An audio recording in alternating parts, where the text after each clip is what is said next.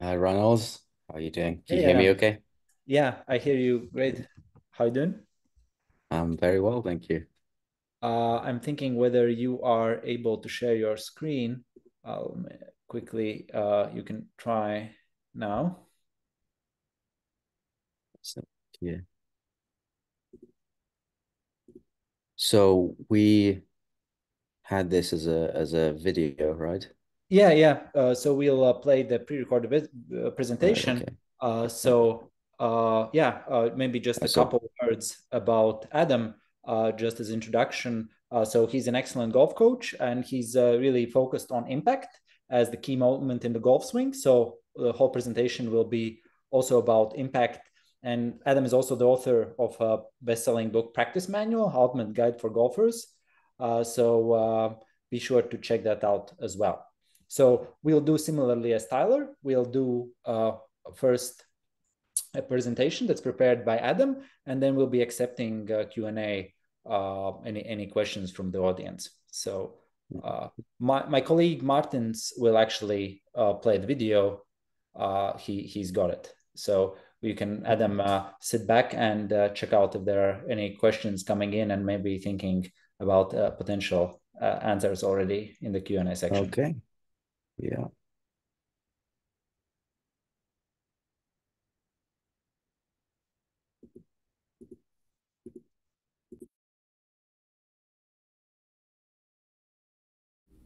Hello and welcome to the HackMotion presentation on impact laws by Adam Young Golf, which is me. So there are 7 impact laws. So impact is the most important part of the golf swing. And I have a little animation here showing that. So this is a club coming into impact. So the impact interval is a brief moment in time. So it's around about half an inch or so, this little space where the club is connected to the golf ball. And during that time, every little bit of information that the ball needs to know to determine where it flies, how high it flies, spin rate, launch angle, everything like that. So whether your ball curves or not, whether it lands on the target, it's all down to this impact interval. That's why I call it the most important part of the golf swing. So there are 7 things within that impact interval that are important to know. And one of them is face strike. So that's where you hit on the face, whether toe or heel or center. There's ground contact as well, so whether you're hitting the ground fat or thin or just right. There's face direction, so that's the orientation of the face in 3D. By the way, I will be going through these a little bit more detail, so don't worry that you're not getting all this information instantly and it's not absorbing, so I'll help you absorb it. There's swing path as well, so that's whether the club is moving more left or right through impact. And there's club speed, so that's how fast the club is moving through impact. There's angle of attack, whether the club is moving up or down or level through impact. And then the dynamic loft, so that's the loft that you are presenting at impact. So all of these things basically create the ball flight and hence the result. And I'll just go through those again. You can see little images of them on the right hand side there that correlate with the points on the left. So let's go into them. Let's go into face strike first. So face strike, we call this the sweet spot, or that's the ideal, the lower image there, trying to hit that sweet spot. So with an iron, it's relatively low on the face. On the upper image there, you see a heel, or dare I say it, even a shank contact. So, we categorize shots as sweet spot or toe or heel, and then they can have different severities of those. So when you miss the sweet spot, you're going to get some twisting in the club. Lots of people will say, "Well, I'm letting go of the club," or if you ever feel a lot of vibration, if it just doesn't feel great, you've basically missed the center, you've missed the sweet spot. And it's caused by, or the simplest explanation of what a miss is whether the club is coming closer to you through impact or farther from you. So whether it's brushing the ground closer to your feet or farther from your feet. That's a real simplistic way of looking at it. And then obviously there's a big difference between professionals and amateurs here, not only on the location of the strike, but the consistency of it as well. So in terms of seeing some of the club twists, this is an interesting visual here. This is a heel strike. So the club is coming at about 100 mile an hour or so and struck the heel. And you'll see the club twist close. Look how dramatic that is there. So you'll often feel that as vibration. And the opposite is true. This is a toe contact. So when the club comes in and hits the toe side of the club, that will twist the club open. Again, you'll feel that as vibration. And these things, they cause differing ball flights. You'll get the ball, it'll start more left or right. We'll go through which one's which. And it'll also have some, what we call gear effect, which will create some different spins with longer or bigger headed clubs.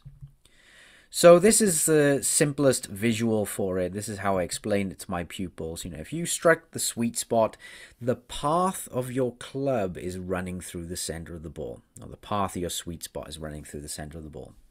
Now, in a toe contact, the path of your club is basically just too close to you. Again, I know lots of people think, well, yeah, this is obvious, but lots of people don't think of it in these terms. And then a heel shot or even a shank shot, I'm not frightened to say it. I know it puts the fear in some of you, but that's where the club is traveling on a path that's basically just too far away from you.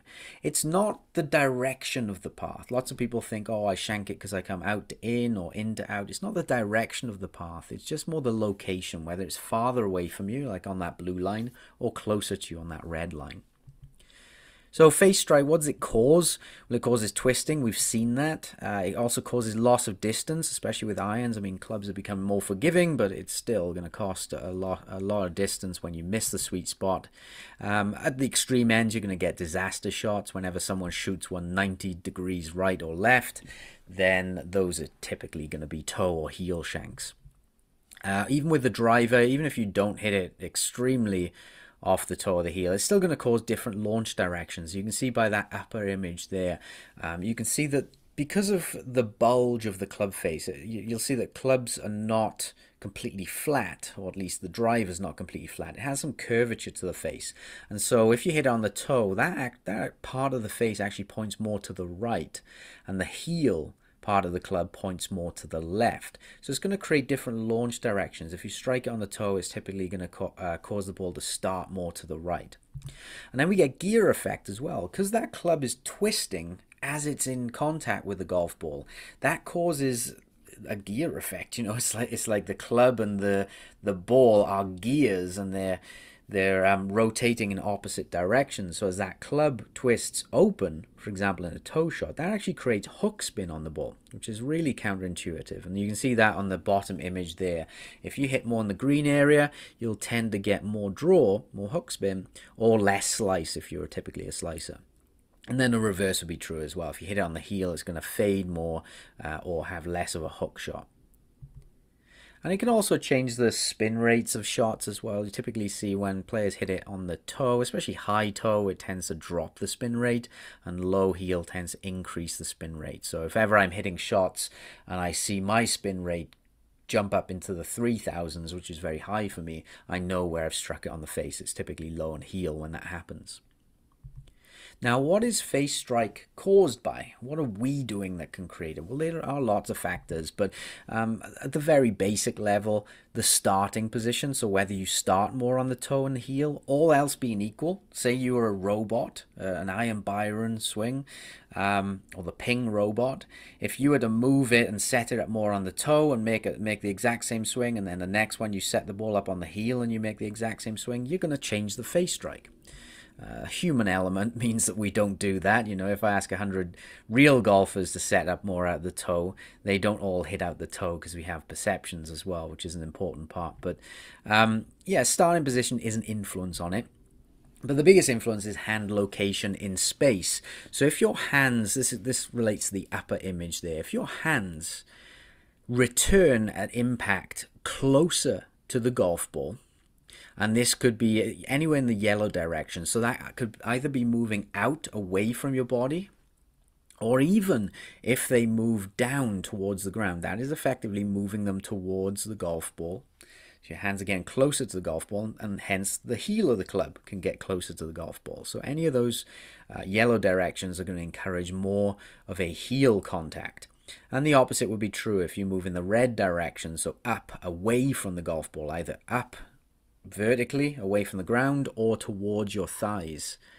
That can create more toe shots. So hands getting farther away from the ball, toe shots. Hands getting closer to the ball through the swing, more heel shots.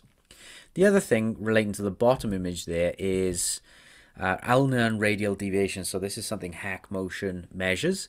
So all else being equal, if you were to return your hands at the exact same position at impact, but you were in more ulnar, which is the red one there, so you're coming in more shaft more vertical, that would tend to create more fat shots or more toe shots. And the reverse would be true if you're in more radial. That's going to create more heel contacts because the club is moving up and out through impact. And radial relates to the yellow line in the bottom image there. So the second impact variable, ground contact. So we see the images on the right there of players striking with similar consistency. So their range of ground contacts is the same, but the bottom image is better. That farthest back ground contact and farthest forward, they're in optimal places, whereas the top image, you can see the players hitting a little behind on average, a little maybe an inch farther back than the bottom image. So I mean, this relates to shots hit from the ground, so we're after that ball, then turf strike. And there are two factors involved with this. There's low point position and there's arc depth as well. Both of those influence ground contact location. This is probably the biggest difference between pros and amateurs as well, as the quality of ground strike. So here we see an image, little animation of a club coming down into impact. And the club is still traveling down as it strikes the ball. The ball flies away. Then it reaches a low point of the swing before traveling back up. And I've just placed the ball back into that image so you can see where the low point is relative to the golf ball. So again, this is for iron shots struck off the ground, or even some fairway woods, hybrids, anytime your ball is resting on the ground. So here we see this is a low point that's in front of the ball. Now you can see this can actually still create a fat shot because the arc is too deep into the ground. So imagine it as a hula hoop, and the hula hoop is basically just too deep into the ground, and that changes low point location, ground contact location. You can see this a long way behind the ball here. If you were to raise that hula hoop up out of the ground, so it's digging less deep, it creates a ground contact that's farther forwards. So you can see the old transparent one causing a fat shot, and the new opaque one causing a proper ball then turf contact. And they're effectively the same low point location. You can see the black line, the lowest point of that arc, the lowest point of the hula hoop, is in both cases in front of the ball. It's just the depth that's changed. So we want to be able to monitor or control both the location of the low point and the depth that we go through as well. So ground contact causes distance loss if you do it in the wrong place. If you miss the ground completely, we create a thin shot, which can actually create distance gain if you've got a wedge in your hand. But typically it's going to cause distance loss when you miss the sweet spot. And obviously if you hit the ground early, you're going to lose a lot of smash factor, so that ball comes off dead, doesn't go as far. And hitting as little as 1 inch behind the ball, depending on how wet the turf is going to cause significant issues. 2 inches behind, that's just going to go basically nowhere.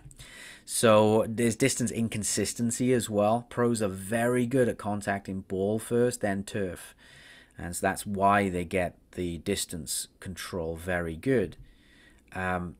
Spin, launch inconsistency as well, so very important with wedges. If you suffer with distance control issues, it could be that your ground contact is poor, is inconsistent, because when you get grass or mud trapped between the club face and the ball comes off with different speeds, different frictions, so the spin rate changes. And so pros are exceptionally good at ground contact, ball and turf contact, which relates to those consistent spins and launches that the ball has.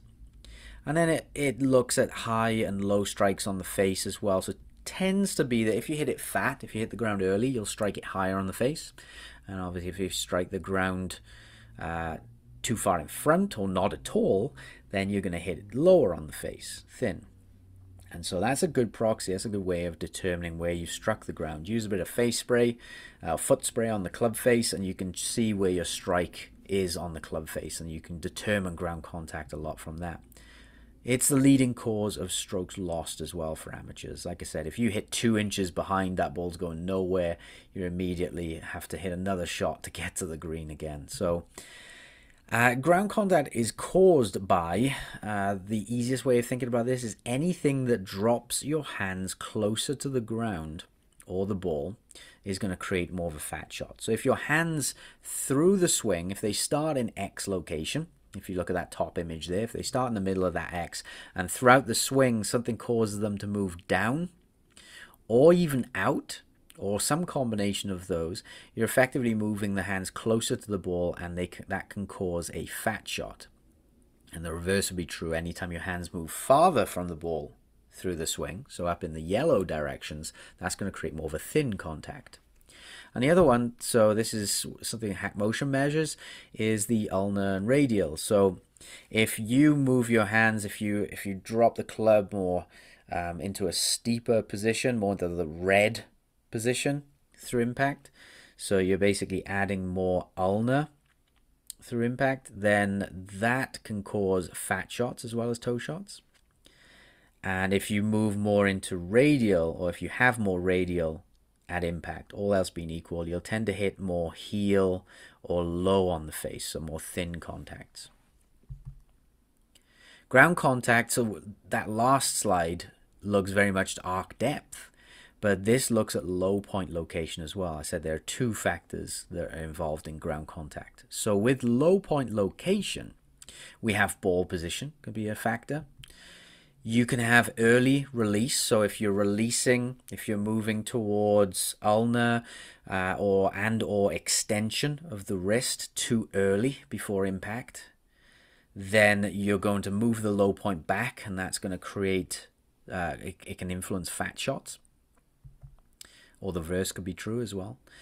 Weight location, so you can see on the bottom image here, the bottom 2 images. On the left, I've got my weight more behind the golf ball, kind of if you're doing a driver, that's going to encourage more fat shots. And on the right, I've got my weight much more in front of the golf ball. That's going to encourage more thin shots, or the ground contact being farther forwards. I'm not saying either of those images are good positions. I'm just demonstrating the extremities. On the top images as well, the top 2, that relates to the second point there of the release. So on the left, the top left image, that's an early release. So something I look at on video is where the club lines up with the lead forearm. So you can see it happening early here. And on the right, it's happening much later. So that would equate to a ground contact that's farther forwards. Also, swing direction has an influence on low point location. The more we swing to the left or out to in, that tends to move the ground contact forwards. The more we swing in to out, that tends to move the ground contact farther back, all else being equal. Face direction is another impact factor. So face direction relates to, or is the 3D orientation of the club face. And there are 2 components to that. There's the leading edge orientation. That's how most people think of it. There's also the lie angle that relates to face contact from a 3D perspective. We'll have a look at that. And face direction affects the end direction of the shot. So this image here looks at club coming into impact, and we can see the leading edge here. This is a swing path with the club face. Sorry, this is going a little quick. I'll rewind it. So if the club face is square here, the launch of the shot is going to be square. And as the club face opens, that will tend to start the ball more to the right. It'll also have some spin to the right. So that's leading edge. That's how typically most people think of club face direction. But we also have the lie angle of the club. So say you take a lie angle like this and the club face is square. You can see I've got a little magnetic tool that sticks to the face, and you can see that's pointing at the flag there. Well, if we were to get the club more upright like this, so say we went into more ulnar through impact and we stand the club up, so the club is coming toe down or the shaft is going more vertical, you can see how that opens the face. It points the face more to the right, or the 3D component of the face goes more to the right. And the reverse is true. If you go more toe up, or the shaft is much flatter, then that's going to point the face more to the left. So club face has a big influence on the start direction. It equates to about 75% or more, or less in some cases, let's just say between 60 and 90% of the start direction. And it's the biggest influence on the end result as well. Much more influential than the path of the club.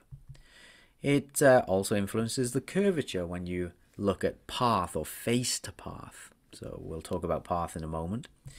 As you open or close the face, it also affects the spin loft. So you'll find that as you open the face, you get higher and weaker shots with lots of spin. As you close the face, you tend to de-loft it as well, and you can get lower hooky shots that curve a lot more, has lower backspin rate. And it even has a small influence on face strike. If all else being equal, a club face that's more closed will tend to strike more towards the toe and vice versa. Now, face direction is caused by, what do we do to change it? Well, grip is an influence on it. Usually, most players, if you give them a stronger grip position where their hands are turned more to the right on the club, for a right-handed golfer, they will tend to close the face more, and vice versa.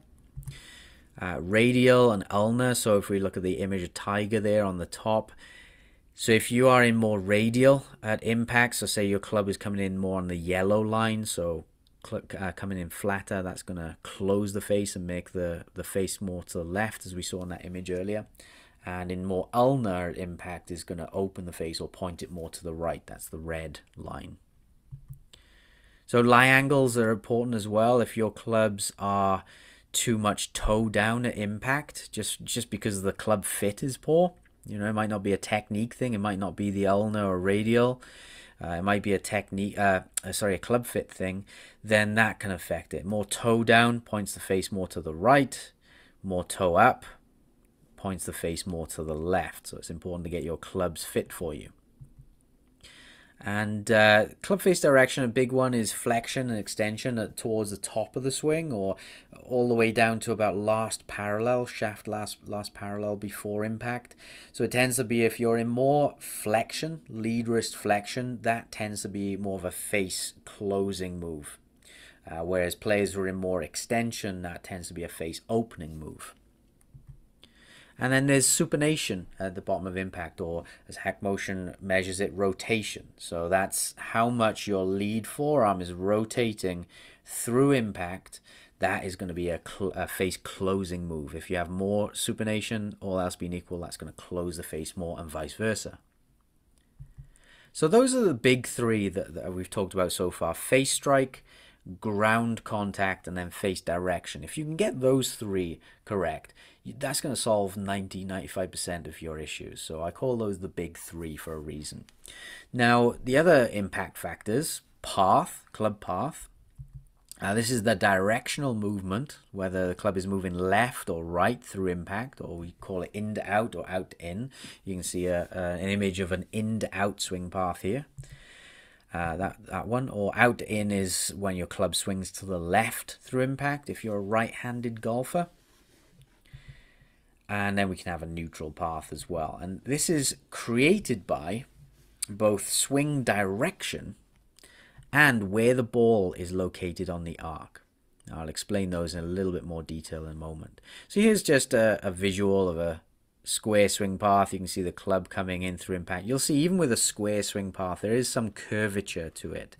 The path is not completely straight. It's just at the moment of impact here, that's when the club is moving towards the target. So it doesn't stay straight through the entire swing. It does curve around our body. Oops, sorry, you don't need to see that part. Here's just a little bit of a messy image, but you can see in blue, this is an inside or right swing path, in to out. And in red, if you're taking a red path, that would be classed as an outside left or out in swing path. So the club path is caused by, where the ball is positioned on the arc as well. So this, you can see the arc here of the club head. Imagine you're looking down at the ground. If your ball were placed farther back in that arc, more in the yellow area, then the path is going to be more to the right. And even for the exact same swing, if you place the ball more forward in the stance, or ahead of that black line there, so more in the pinky area of the arc, the path is more to the left. The club will be moving more to the left. So even with the same swing, you can create different paths just by having the ball in different locations on that arc. And we also have hand path as a very big influence on club path. So here, imagine you're looking down at the ground. You can see the ball on the ground. You can see your feet. And this is your left hand coming in. Well, if your left hand were coming in more on the yellow arrow, that will create a more in-out or rightward swing path as well with the club. And all else being equal, if your hands were coming in more on the red path, so your hand path was more out to in, then the club path would tend to be more out to in. Again, all else being equal. So hand path is a very big influence on club path. In terms of wrist angles, early supination of, oh sorry, I've jumped ahead a point here, but early supination, that can create a tipping over of the club, so it can create a steepening of the club. So if you straight out of the gate from the top of the swing, you're really rotating or supinating the forearm early, that can cause the club to tip over and cause the path to be more to the left and vice versa. But from another point of view, something I look at with wrist angles, when a player has a faulty path, usually they're trying to compensate for a faulty face angle. And so, the easiest example of this is players who have wrist angles that create open faces that point to the right, they'll tend to want to swing to the left to compensate for that. That's why they slice it.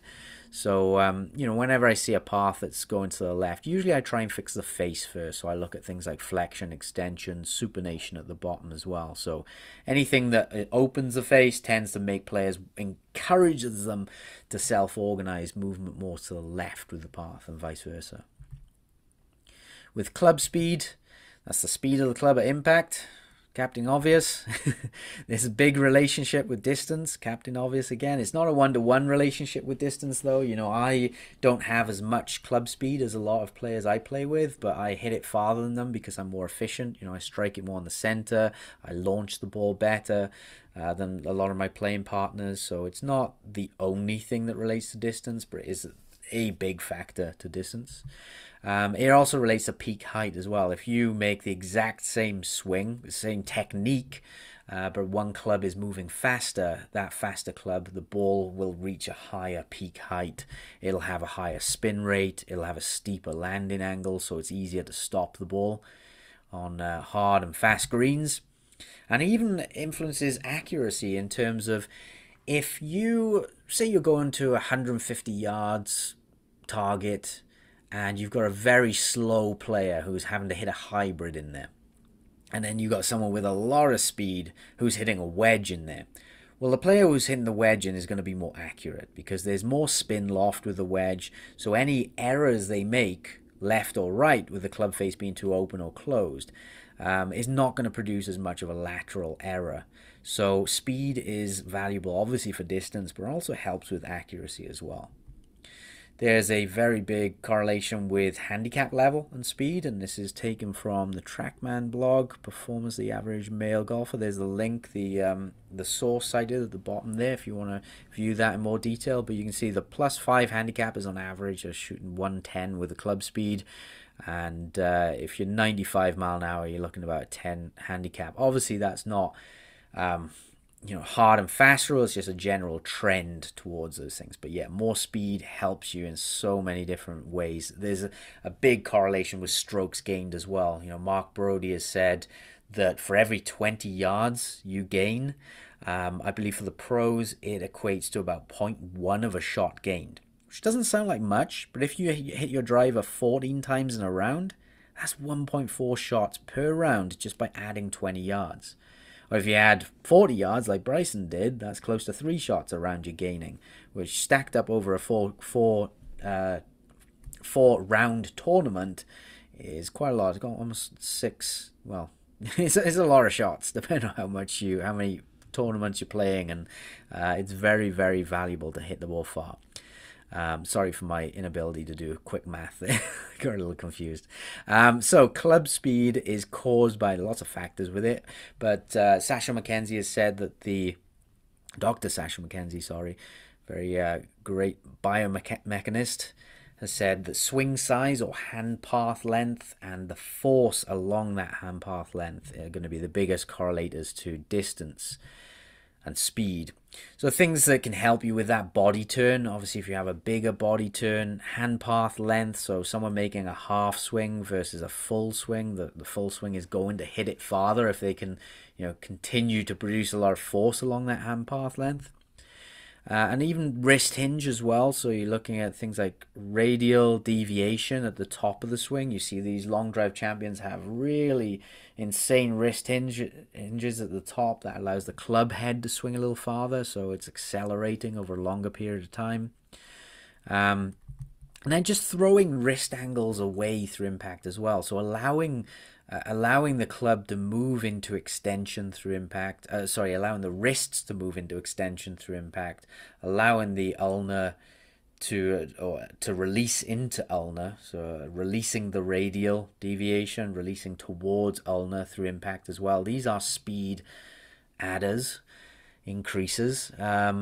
You don't want to hold on to these angles. Something I was taught in the 90s when I was learning golf is you got to hold on to lag for as long as possible, and that's a speed killer.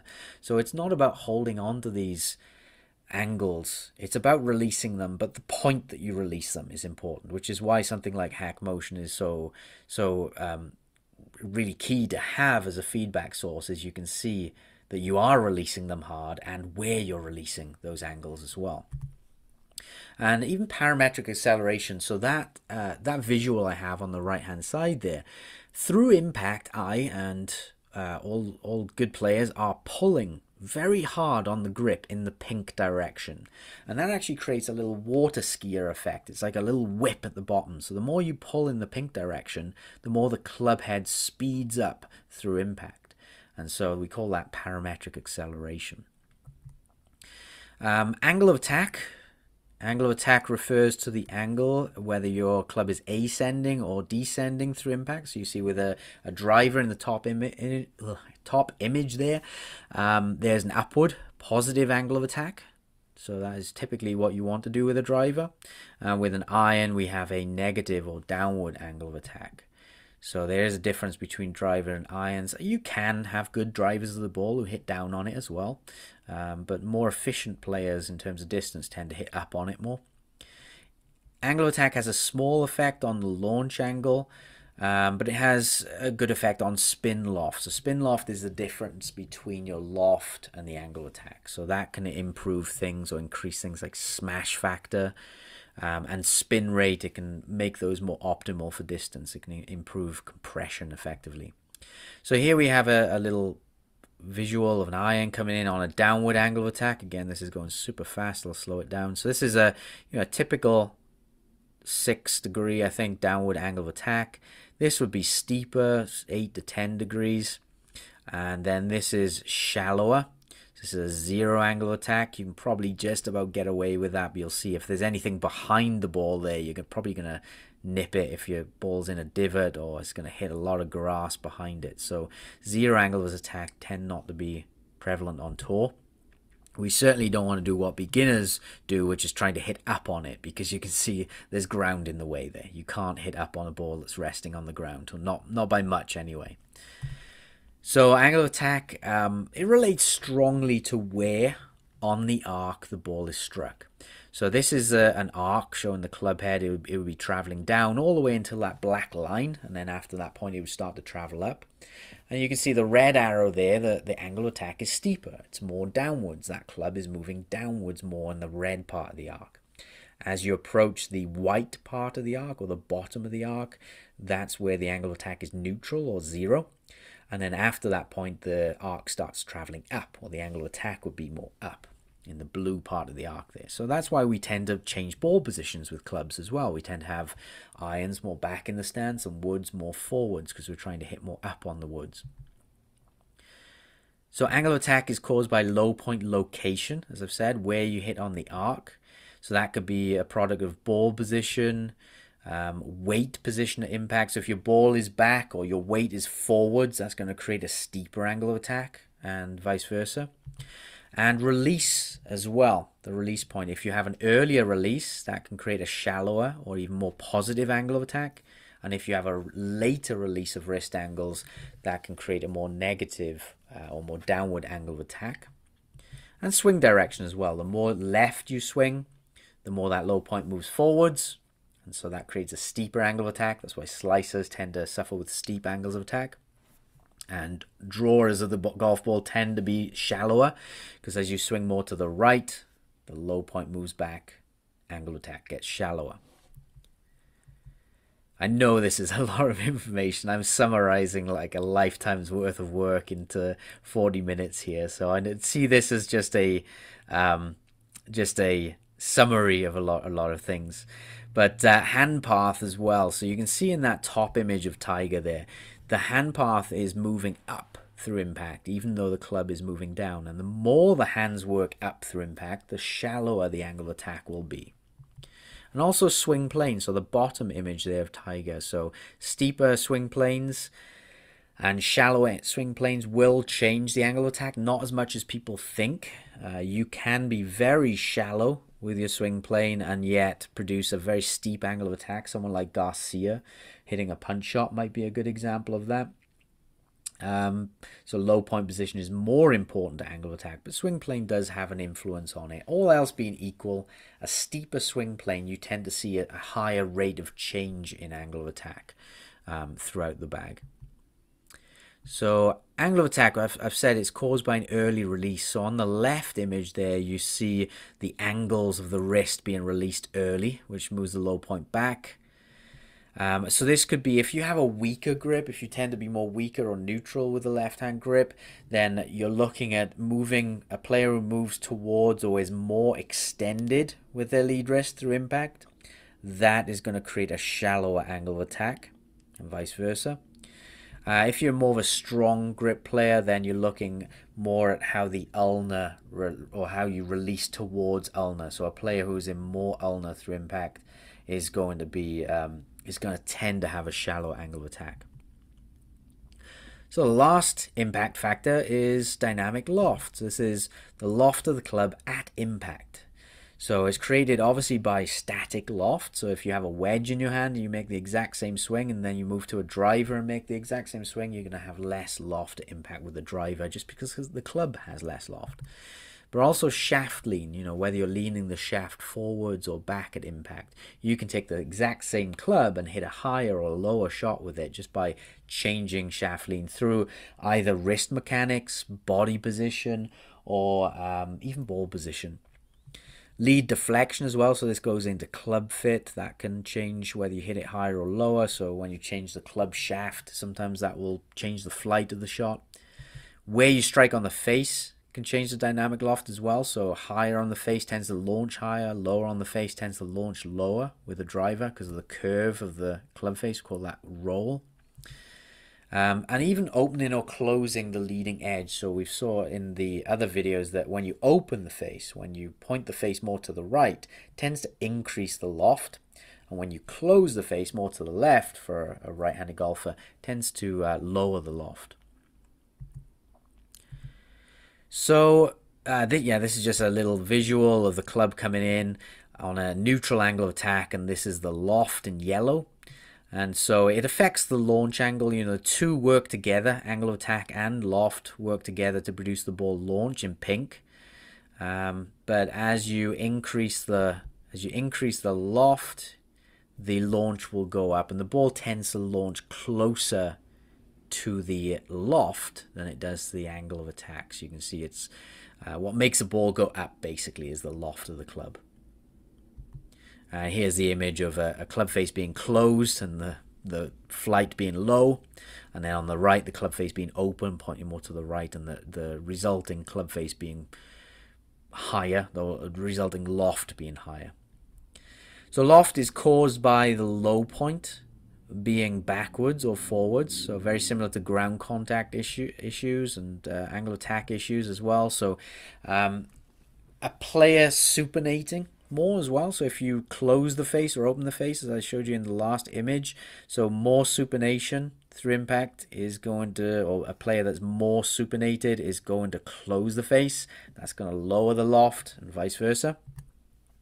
And an earlier release of angles, so moving from flexion towards extension. It tends to be at impact. If you're in a more extended wrist position, you're going to launch the ball higher. You're going to have more loft impact. And if you're a player who's very strong with their grip, then being in more ulnar deviation at impact is going to increase the loft more. So there's an extension for the weak grip. You'd look at that as an influence, or ulnar if you have a stronger grip position. But really it's a combination of both of those things, releasing those angles early. So to summarize that, I know it's a lot of information as I'm going through it. You may have to watch this 10 times, but it's a summary of a lot of factors, I understand. So there's ground contact, so where you contact the ground, there's face contact, where you contact on the face, and then there's face direction. If you were to take those three from this entire presentation, it would be worth it. So understanding that those are the three things that create most of your results. So some feedback you can get on that, you know, where the ball goes directionally, you can link that a lot to club face, and you can say that all else being equal, a club face that is more left will produce a result that's more left. A club face that is more right will produce a result that is more right. You can look at face strike just by spraying the club face and then hit a shot. So spray it with some Dr. Scholl's foot spray, hit a shot, and then look at the ball mark, and you'll be able to see whether it's toe or heel. And even the high and low component of that. If it's high on the face, it signifies that you've hit the ground early. If it's low on the face, it signifies you've either hit the ground too late or not at all. You haven't dug in deep enough, really. Then the other factors that impact: club path, club speed, angle of attack, and dynamic loft. Those are things that are really, you know, optimizing ball flight there. So I've summarized all of golf into 40 odd minutes. Some plugs if you want to explore these things deeper, if you like that as a summary and you want to go much more in depth into these things and understand like how to change them more, how to improve them, then Adam Young Golf is the place to go. I've got a book that's a bestseller on Amazon called The Practice Manual. And I've got the strike plan that deals with face strike and ground contact and even some angle of attack stuff. The accuracy plan, if you suffer with missing left or right, you know, hooks, slices, things like that, the accuracy plan is a great thing for you. The swing plan is just a real mechanical nerd thing. If you enjoy swing mechanics, and you'd enjoy that. And Next Level Golf is really my core product. That's the one that if you wanted to dive into, I think I've got over 150 hours of content in there.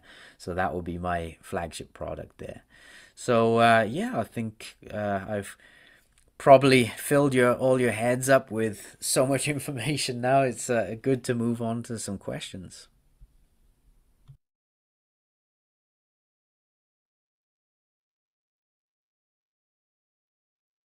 Can you hear me okay? Yeah. Thanks, Adam. That was a great presentation. Hey, great to see you. Yeah, I think that a lot of material to take in for the audience. There are a couple questions coming in, and since we spent quite a lot of time on the presentation itself, I think we won't take as many questions as for Tyler. But one I think that's interesting, and probably most audience have this is how do you actually combine recommendations on how to improve both face strike location and face direction with HackMotion. So what are the ways that you can influence then flexion extension or radial ulnar to actually improve both the location and direction of the face strike? Yeah, it's really my whole philosophy in golf instruction is not really to work towards one specific model, but to think of your existing swing and adding things to your existing swing depending on what you need. So say, for example, someone is a slicer of the golf ball and they have a predominantly open face and they want to close the face. Then you would say, well, what are face closing moves? And that could be, I've taken some inspiration from Tyler here with a spoon, Bachelors although for the mine win. wouldn't. Yeah, so you know, if you want to add something to a golfer to make the face more closed, it tends to be that stronger grip position. So turning the hands um, more this way into a stronger position at address is gonna help. Also, you're looking at the kind of the patterns of wrist flexion extension as well. So, you know, if a player from the top, if their pattern is to move towards extension in the downswing, or even if they're overly extended at the top of the swing, you could change the motion. You could move it more towards flexion as they're starting down. So adding some flexion, that's going to help to close the face. If you take 100 golfers and you add more flexion, either at just placing at the top of the swing, that's how I personally do it. I find it quite hard to move towards that motion, but I have some players who are very good at, you know, feeling that going from an extended position and adding flexion as they start down. That's a big motion that helps to close the face. Then down towards the bottom of the swing, you know, the amount of supination that we have.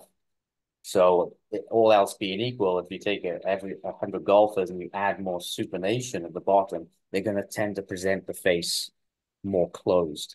So that's those are the two big ones I look at, or three big ones: the grip, the starting position, flexion patterns or position at the top, and then supination at the bottom.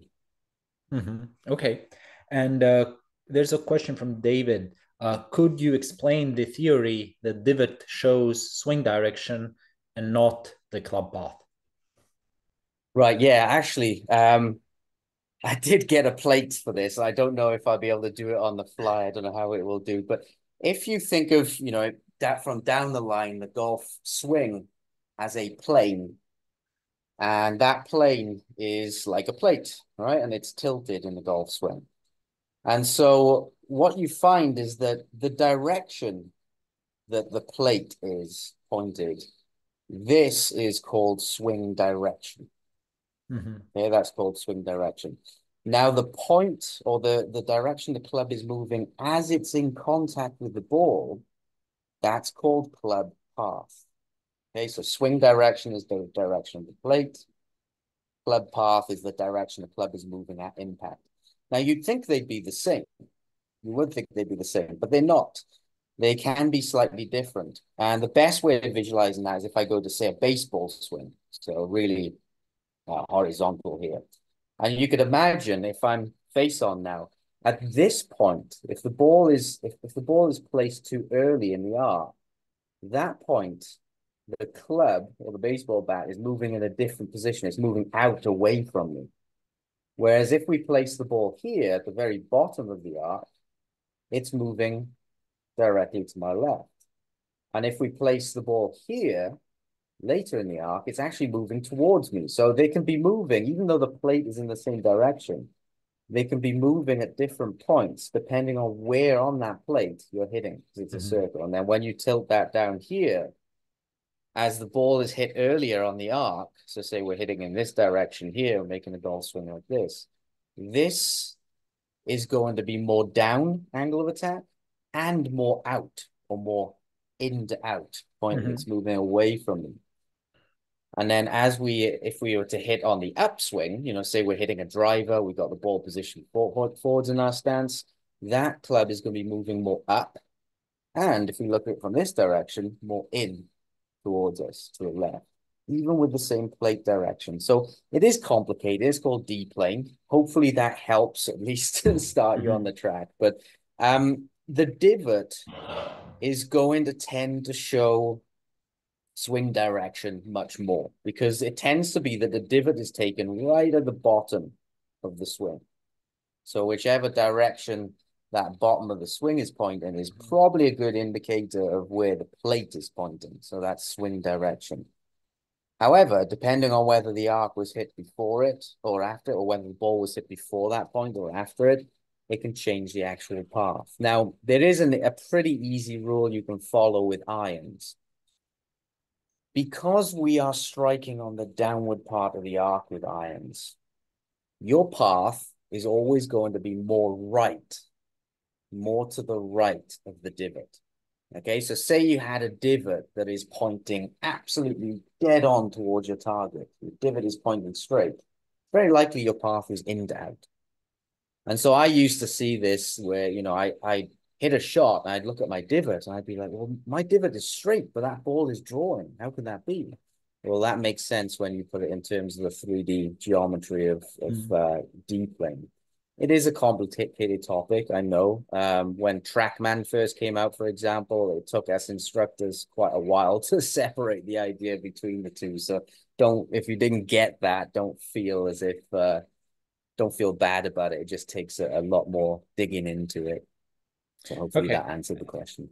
Yeah, I like the theme of using kitchen utensils, and I think we need to either we'll have to probably bring on a sponsor of these little metal things that you can like there are these mini clubs and stuff like that. That will be the next HackMotion sponsor.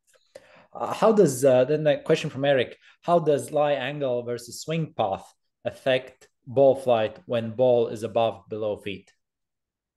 Right, yeah. So because of the 3D nature of the face, there's not just an opening or closing of the leading edge, as we've looked at, but there's also the loft component. And say, for example, I'll go this way. If I have a loft that's pointing this way, then as I change the lie angle, it's, as we tend to go more upright with the club shaft, moving more in this direction, more towards ulnar, that's going to tend to open the face, so point the loft more to the right. So yeah, in terms of path doesn't necessarily have an effect on face.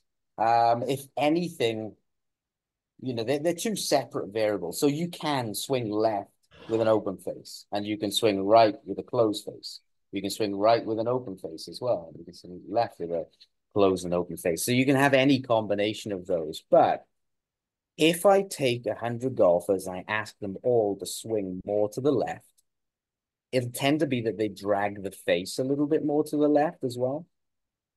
And you kind of have to test this a little to see what you are as a player, because it's not always a one-to-one relationship.